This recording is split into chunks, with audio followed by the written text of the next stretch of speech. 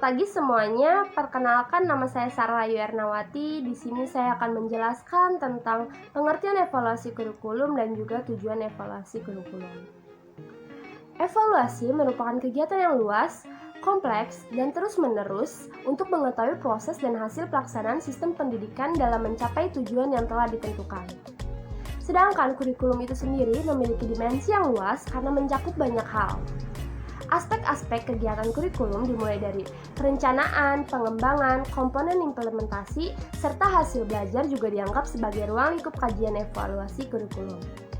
Dengan demikian, evaluasi kurikulum merupakan suatu proses evaluasi terhadap kurikulum secara keseluruhan, baik yang bersifat makro atau ruang lingkup yang luas, yaitu ideal kurikulum, dan juga maupun lingkungan mikro, aktual kurikulum dalam bentuk pembelajaran. Yang selanjutnya adalah tujuan evaluasi kurikulum. Tujuan evaluasi kurikulum yang pertama ialah untuk perbaikan program. Peranan evaluasi di sini bersifat konstruktif, karena informasi hasil evaluasi dijadikan input bagi perbaikan yang diperlukan di dalam program kurikulum yang sedang dikembangkan. Lalu tujuan yang kedua ialah pertanggungjawaban kepada berbagai pihak. Dalam mempertanggungjawabkan hasil yang telah dicapai, pihak pengembang kurikulum perlu mengemukakan kekuatan dan kelemahan kurikulum yang sedang dikembangkan tersebut, serta usaha lebih lanjut yang diperlukan untuk mengatasinya. Untuk menghasilkan informasi mengenai kekuatan dan kelemahan tersebut, diperlukan adanya kegiatan evaluasi. Lalu yang ketiga ialah penentuan tindak lanjut hasil pengembangan. Tindak lanjut hasil pengembangan kurikulum dapat berbentuk jawaban atas dua pertanyaan. Kemungkinan pertanyaan tersebut yaitu yang pertama, apakah kurikulum baru tersebut akan atau tidak akan disebarluaskan ke dalam sistem yang ada? Lalu pertanyaan yang kedua ialah dalam kondisi yang bagaimana pula kurikulum baru tersebut akan disebarluaskan ke dalam sistem yang ada. Nah, untuk menghasilkan informasi yang diperlukan dalam menjawab pertanyaan yang kedua, itulah diperlukan kegiatan evaluasi. Sekian dari saya, kurang lebihnya mohon maaf. Terima kasih atas perhatiannya. Assalamualaikum warahmatullahi wabarakatuh. Nama saya Juliantina. Saya dari kelompok 4 mata kuliah kurikulum dan pembelajaran. Pada kali ini saya akan menjelaskan mengenai model-model evaluasi kurikulum. Yang pertama ada measurement, di mana dalam model ini evaluasi pada dasarnya adalah pengukuran perilaku siswa untuk mengungkapkan perbedaan individual maupun kelompok. Dalam model ini, kegiatan evaluasi ditempuh dengan cara-cara seperti yang pertama, menempatkan kedudukan siswa dalam kelompoknya melalui pengembangan norma kelompok dalam evaluasi hasil belajar. Yang kedua, membandingkan hasil belajar antar dua atau lebih kelompok yang menggunakan program atau metode pengajaran yang berbeda melalui analisis secara kuantitatif. Dan yang ketiga, teknik evaluasi yang digunakan, terutama tes, disusun dalam bentuk yang objektif, yang terus dikembangkan untuk menghasilkan alat evaluasi yang valid. Yang kedua adalah congruence. Dalam model ini, evaluasi pada dasarnya merupakan pemeriksaan kesesuaian antara tujuan pembelajaran dan hasil belajar untuk melihat sejauh mana perubahan hasil pendidikan yang telah terjadi. Dalam evaluasi model ini cenderung ditempuh cara-cara atau metode seperti yang pertama, menggunakan prosedur pre and post assessment. Yang kedua, analisis hasil evaluasi dilakukan secara bagian demi bagian. Yang ketiga, teknik evaluasi mencakup tes dan teknik evaluasi lain yang cocok untuk menilai berbagai jenis perilaku yang terkandung dalam tujuan. Dan yang terakhir, model ini kurang menyetujui diadakannya perbandingan antara dua atau lebih program. Yang selanjutnya adalah illumination. Dalam model ini, evaluasi pada dasarnya merupakan studi mengenai pelaksanaan program, pengaruh faktor lingkungan, kebaikan dan kelemahan program, dan pengaruh program terhadap hasil belajar. Di mana cara yang ditempuh yaitu yang pertama menggunakan prosedur yang disebut dengan progressive focusing. Yang kedua bersifat kualitatif terbuka dan fleksibel efektif. Dan yang ketiga, teknik evaluasinya mencakup observasi, wawancara, angket, analisis, dokumen, dan bila perlu mencakup tes. Yang keempat yaitu educational system evaluation, di mana evaluasi pada model ini adalah perbandingan antara performance setiap dimensi program dan kriteria yang akan berakhir pada suatu deskripsi dan judgement.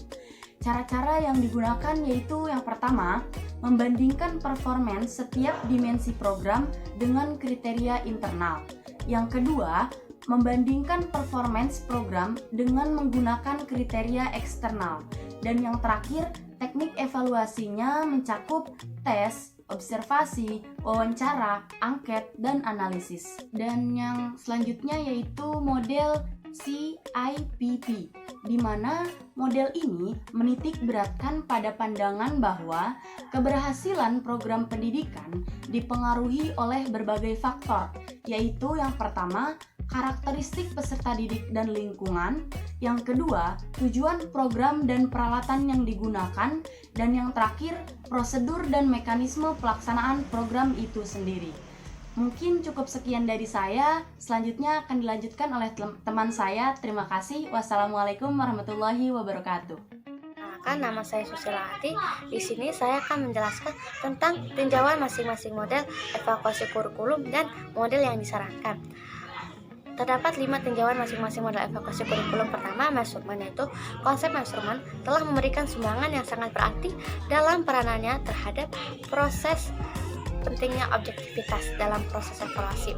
Aspek objektivitas yang ditekankan oleh konsep ini perlu dijadikannya landasan secara terus-menerus, yang dimana dalam rangka mengembangkan konsep dan sistem evaluasi kurikulum harus melakukan pendekatan yang digunakan oleh konsep evaluasi ini sangat penting dan besar pengaruhnya ya, dan dirasakan juga faedahnya dalam kegiatan proses pembelajaran seperti seleksi dan klasifikasi siswa, pemberian nilai, serta dalam kegiatan penelitian. Terdapat kelemahan dari konsep ini, yaitu terdapat pada penekanannya yang berlebihan pada aspek pengukuran. Dalam kegiatan evaluasi pendidikan, konsep ini sangat diperlukan secara terus-menerus, tetapi tidak perlu menggantikan proses evaluasi itu sendiri, karena sebagai konsekuensi dari pelaksanaan yang berlebihan pada aspek pengukuran ini, evaluasi cenderung didasari pada dimensi tertentu dan program pendidikan yang dapat diukur, terutama dalam hasil proses pembelajaran kognitif. Yang kedua yaitu kongres, yang dimana konsep ini telah menghubungkan kegiatan evaluasi dengan tujuan untuk mengkaji efektivitas kurikulum yang sedang dikembangkan. Konsep ini telah memperlibatkan adanya high degree of integration with the institutional, yang dimana proses dengan mengkaji efektivitas kurikulum dapat mencapai tujuan yang telah ditentukan.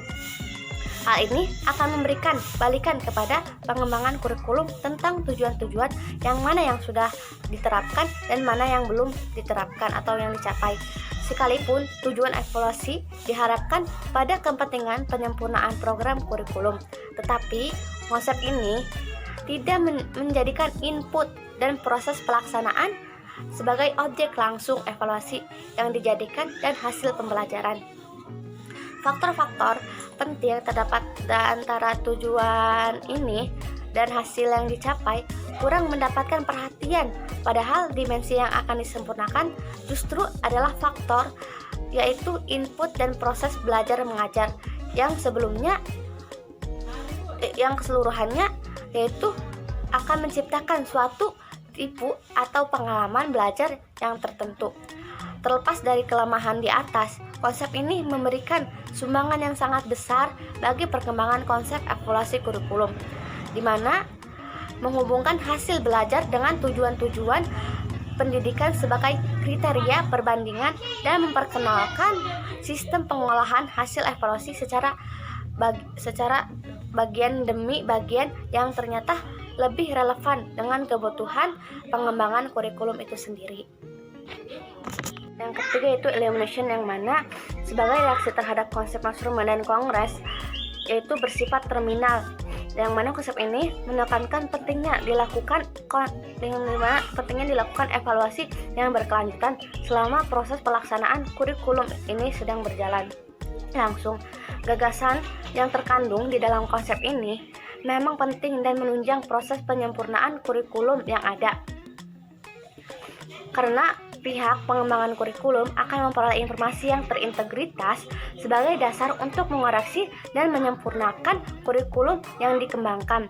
Terdapat dua kelemahan dalam konsep ini, yaitu satu, kegiatan evaluasi telah tidak didahului oleh adanya perumusan kriteria yang jelas serta sebagai dasar bagi pelaksanaan dan penyimpulan hal evaluasi dan mengakibatkan segi-segi yang penting tidak atau kurang dapat diperhatikan. Yang kedua yaitu objektivitas dari evaluasi ini yang dilakukan perlu adanya persoalan. Yang keempat yaitu educational system evaluation, yang dimana ditinjau dari hakikat ruang lingkup evaluasi, konsep ini memperlihatkan banyak segi yang positif untuk kepentingan proses pengembangan kurikulum.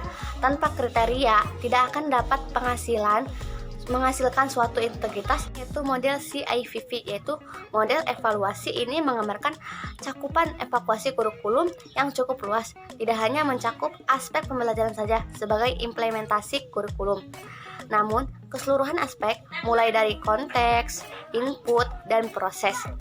Konteks yang dimana itu berkaitan dengan situasi atau latar belakang yang mempengaruhi dari strategi atau pencapaian yang akan dikembangkan. Sedangkan input itu berkaitan dengan bahan atau pendekatan sarana fasilitas yang disiapkan dan mendukung serta menjadikan kelengkapan dari kurikulum yang dikembangkan itu tersendiri.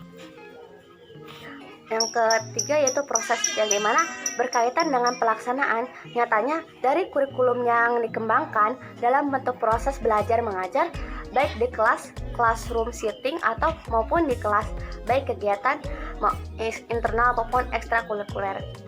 Yang kedua itu model yang disarankan, yang dimana untuk mencapai tujuan evaluasi yang bersifat khusus terdapat yang ketiga model yang saya tadi sebutkan itu telah memberikan sumbangan. Yang pertama itu dimana model measurement. Model measurement ini diperlukan untuk seleksinya dan adanya klasifikasi siswa serta mementingkan efektivitas kurikulum yang baru dengan kurikulum yang ada dan tepat untuk digunakan dalam model ini. Yang kedua yaitu model illumination, yang dimana untuk mengaji efektivitas pembelajaran yang telah dilakukan untuk menetapkan tingkat penguasaan siswa terhadap tujuan-tujuan pembelajaran dan model-model pembelajaran. Gambarannya lebih mendalam tentang proses pelaksanaan kurikulum beserta faktor-faktor yang mempengaruhinya, yang dimana model illumination ini sangat penting dan sangat tepat untuk dijadikan suatu proses tersebut. Terima kasih. Wassalamualaikum warahmatullahi wabarakatuh.